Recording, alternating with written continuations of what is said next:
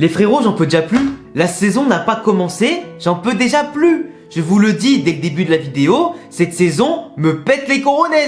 On a déjà une saison très lourde en blessures en cas de Covid-19.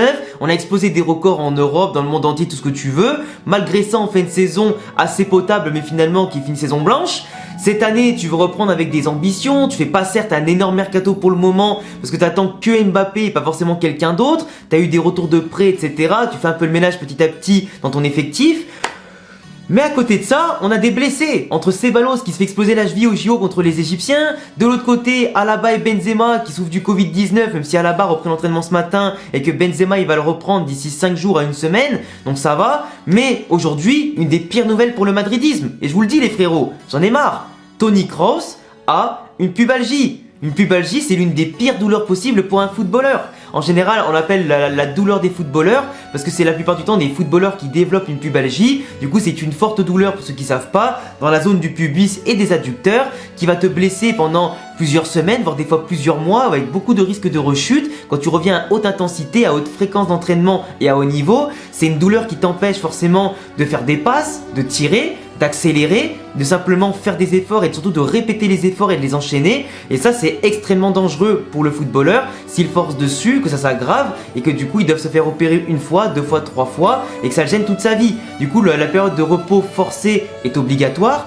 Du coup, Toni Kroos aujourd'hui, il a fait même pas un quart de pré-saison malheureusement, qui doit déjà la stopper. Du coup, d'après AC Marca, il en aurait pour l'instant période de repos entre 6 à 8 semaines grand minimum. Et je dis bien grand minimum pour ne pas forcer sa récupération, pour ne pas qu'il y ait une rechute comme je vous le disais juste avant. Du coup, pendant 2 mois pour l'instant, dès le début de saison, donc tout le mois d'août et tout le mois de septembre, pas de Toni Kroos pour commencer la Champions League, pour commencer la Liga dans de bonnes conditions. Heureusement, on n'a pas vraiment de très gros matchs pour l'instant, comme on l'a vu notamment durant ma vidéo sur le calendrier de la Liga. Mais même dans tous les cas, il nous faut un Toni Kroos pour diriger le jeu, mener le jeu. C'est un pilier de l'équipe fondamental pour la construction de nos actions, que ce soit en contre, dans la possession, la gestion des temps forts, des temps faibles. C'est un pilier pour le vestiaire sur et en dehors du terrain. C'est un monstre. Là, on perd vraiment un des piliers du milieu de terrain. C'est quand même dramatique. Je vous le dis, en plus Toni Kroos il avait dit qu'il avait quitté la sélection allemande pour pouvoir se concentrer uniquement sur le Real Madrid et les objectifs, sauf que là même s'il va pas subir les trêves internationales, malheureusement il est blessé. Et comme il n'a pas fait de pré-saison intégrale, il a simplement fait l'Euro mais ils sont pas allés extrêmement loin avec l'Allemagne. Au final, du coup, il va devoir arriver en fin septembre, peut-être fin septembre, début octobre, devoir refaire en solo d'abord une préparation physique avec Pintus, etc. Du coup, ça veut dire que Toni Kroos ne sera pas vraiment opérationnel avant novembre, voire décembre. Et sûrement deuxième partie de saison pour être au top de sa forme, physiquement et techniquement. Et ça, c'est quand même extrêmement chiant. Après, je pense que même sans lui, on pourra gérer quand même la première phase de la saison, mais c'est quand même un gros manque, surtout dans les très gros matchs comme l'Atlético, comme le Barça, voir après qui on affrontera en Ligue des Champions, mais sans lui, c'est quand même pas pareil. On pourra réussir sans lui, vu qu'on a des Valverde, on a Odegaard s'il se décide enfin à porter ses coronets et à jouer malgré la concurrence au Real Madrid. On aura bien sûr, comme je l'ai dit juste avant, Valverde qui va pouvoir se donner à 15 000% et montrer qu'il peut être titulaire ici. Isco Asensio qui j'espère aussi vont se montrer à la hauteur avec un bon travail de physique avec Pintus, avec la confiance peut-être donnée par Ancelotti, on verra bien. On a des ressources, il est vrai avec Ceballos quand il reviendra de sa blessure à la cheville, mais pour moi, aucun d'entre eux n'est un Toni Kroos. Dans la gestion des efforts, dans les transversales, dans la gestion du jeu, etc. Voilà, Toni Kroos, c'est quand même un mec sur le terrain qui peut marquer, qui distribue le jeu et qui fait tout en fait. Quand Toni Kroos n'est pas là, c'est comme si Busquets n'était pas là au Barça. C'est pareil, il te manque l'homme de l'ombre en fait, qui ratisse des ballons, qui organise le jeu, qui te dicte un petit peu le jeu de ton équipe. Et malheureusement, ça fait chier. Ça fait chier, on va pas se mentir. Une pubalgie, là 6 à 8 semaines minimum, mais ce sera un peu plus peut-être pour qu'il récupère totalement, éviter les rechutes, et pour peu qu'il des fois il rechute dans la saison, ça va être compliqué. Du coup je vous le dis, entre temps de blessure et temps de récupération, c'est chaud. C'est chaud. Après là, donc comme je l'ai dit juste avant, ça va permettre du coup à des mecs comme Ceballos, comme Odegaard, comme Isco, comme Asensio peut-être, comme simplement peut-être pour Kubo si jamais il revient, mais je parlerai de Kubo dans une autre vidéo.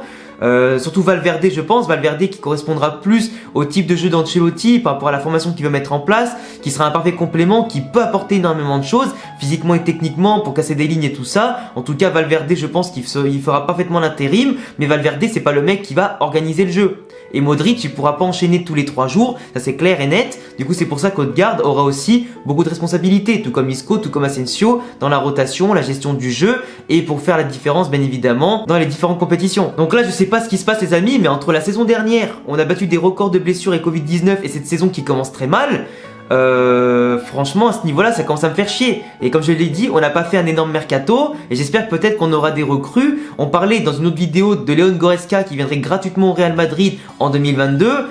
Ça pourrait limite être intéressant de venir le chercher. Parce que pour moi, il est quand même bien plus intéressant qu'un Odegaard, qu'un Isco, qu'un Asensio aujourd'hui, qu'un Ceballos. Mais bon, on a quand même Valverde pour assurer l'intérim, c'est énorme. À voir si Odegaard, Ceballos vont prendre la pleine mesure de leur talent et exploser une bonne fois pour toutes au Real Madrid pour apporter du jeu, de la quantité et de la qualité. Mais Leon Goretzka, on l'aura pas avant 2022 gratuitement, s'il vient vraiment au Real Madrid. Parce qu'aujourd'hui, il coûterait entre 50 et 70 millions d'euros. Cet argent, on l'a techniquement, mais uniquement pour Haaland ou Mbappé. Dans le cas, bien évidemment, on aurait besoin d'un renfort offensif.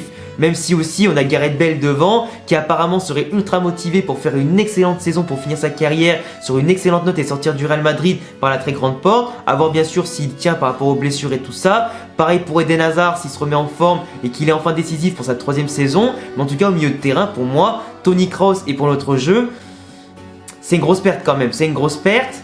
C'est un registre différent de Luka Modric, mais on sait que quand on a le milieu de terrain Casemiro, Kroos, Modric, tous les 3 réunis, c'est masterclass et on a vraiment rien à envier à toutes les autres équipes d'Europe quoi. Je vous jure les gars, des fois j'ai l'impression que tous les ennemis du Real Madrid nous ont maraboutés, comme si tous les supporters du Barça s'étaient tous réunis au Camp Nou, autour du Camp Nou, ils s'étaient mis à faire des grosses prières pour nous marabouter. Enfin je sais pas, mais en tout cas ça nous a pas empêché l'année dernière de finir devant eux en Liga et de leur mettre des raclés aller-retour. Mais bon, au final eux ils ont pas fait une saison blanche, mais là en tout cas ça nous porte préjudice de pas commencer la saison avec Toni Kroos. On va commencer la saison je crois contre Alaves, puis Levante, trucs comme ça, avec un match toutes les semaines, puis après ce sera tous les 3 jours. Donc forcément le rythme, je l'espère en tout cas que tous les joueurs seront prêts physiquement et mentalement, avec des rotations qui seront bien mises en place, gestionner les efforts, gérer les efforts, et puis on verra bien quand les blessés reviendront petit à petit, en espérant qu'on soit épargné par les cas de Covid-19, que certains joueurs seront vaccinés, tout ça, parce que sinon ça va être très compliqué. Donc voilà les gars, c'était tout pour cette très petite vidéo sur le cas de Toni Kroos qui a donc une pubalgie, une blessure